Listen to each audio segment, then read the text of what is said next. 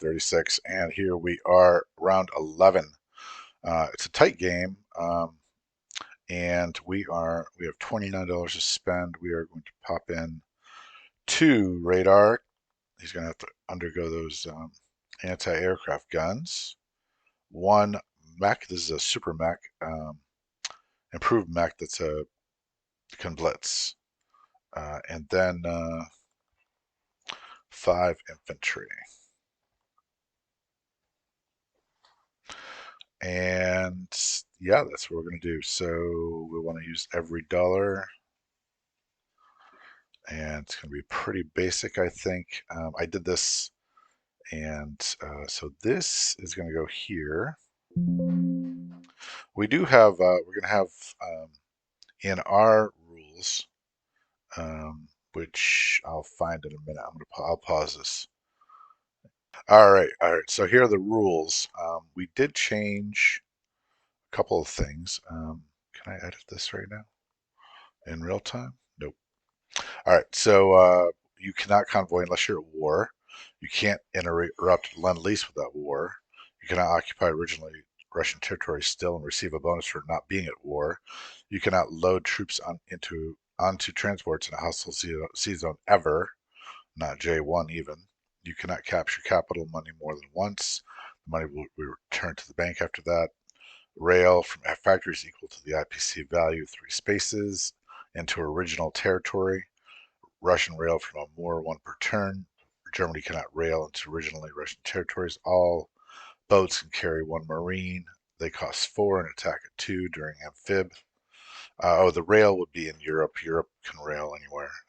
Um, all boats can carry 1 Marine. I haven't done this because the computer software doesn't go along with it. So I may have to try to come up with something because I need help, obviously. Paratroopers can be used in the non-com. Rockets are the same as convoys. 1 to 3 is a hit, 4 to 6 is a miss. Self-propelled artillery replaces advanced artillery because it is advanced artillery that can move 2.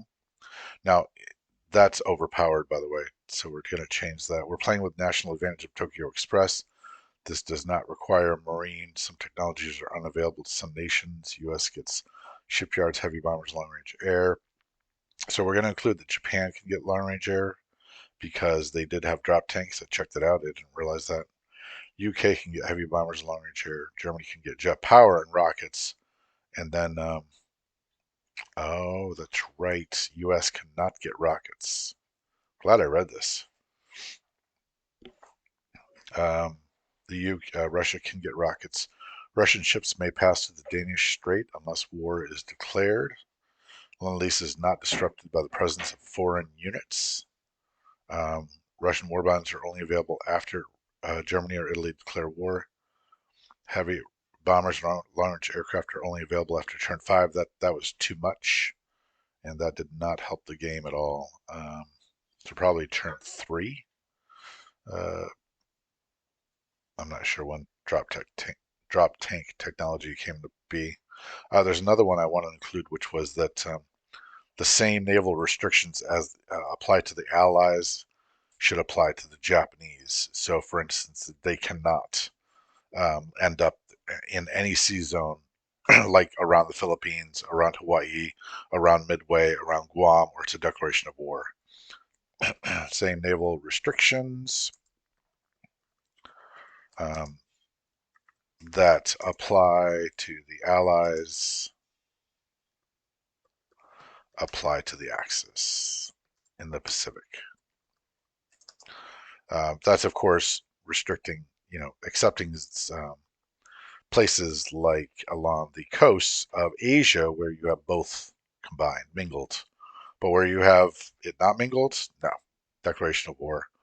And I would even say that about Java and all the money islands. Just not reasonable that ships of war would not actually be a declaration of war.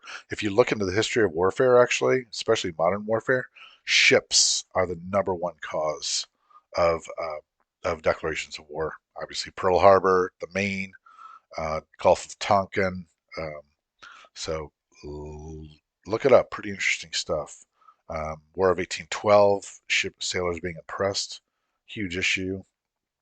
Okay, let's get back to it. So, um, okay, here we go. All right, so we are going to get that. We will get, take this, and then the rest go into here. Um,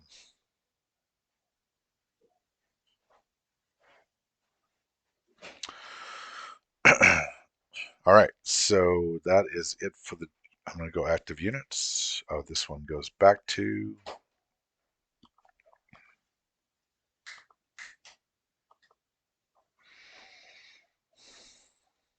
oh, Smolensk is got to go in. All right, that's it for the Russians.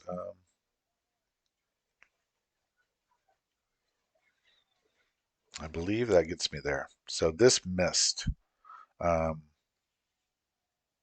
so because I did almost no attacks, I've been tinkering with this, and they missed. So kind of doesn't matter.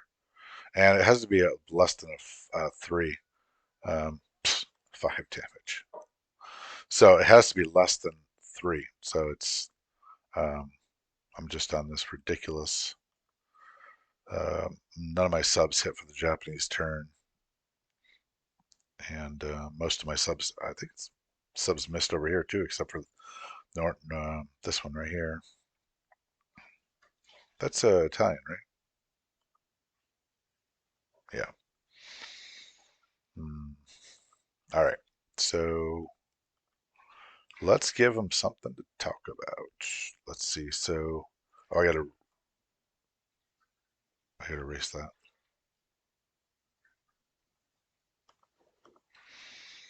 I'll pause this. All right. Let's do non-comps. I think that's it. Um, no, actually, there was one more. I think I'm actually gonna go here. Yep. I think I'm going there.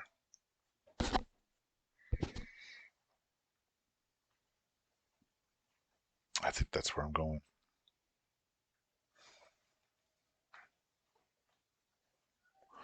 Yeah. Okay. So,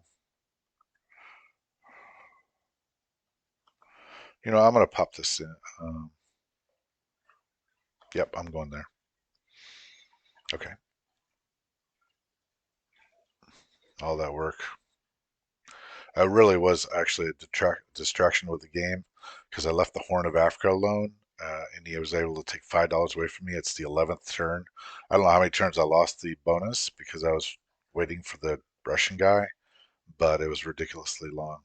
Now I did at some point in time I should have got that 5 back. That's a huge dollar value, and that's how he's beating me right now. Is the okay? So this is 22. Got one spread of communism bonus, but um, I actually get a $5 bonus for Archangel. So I'm going to adjust my art resources.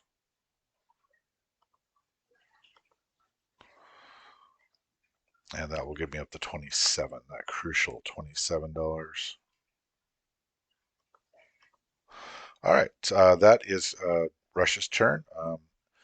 Cruiser sub in 113, one infantry in Archangel, one in Novosibirsk, one mech in Yenisei, 85 infantry, one artillery, one mech, four radar, and one infantry in Greece, and $27. All right, that is Kark 36's Russia turn 11.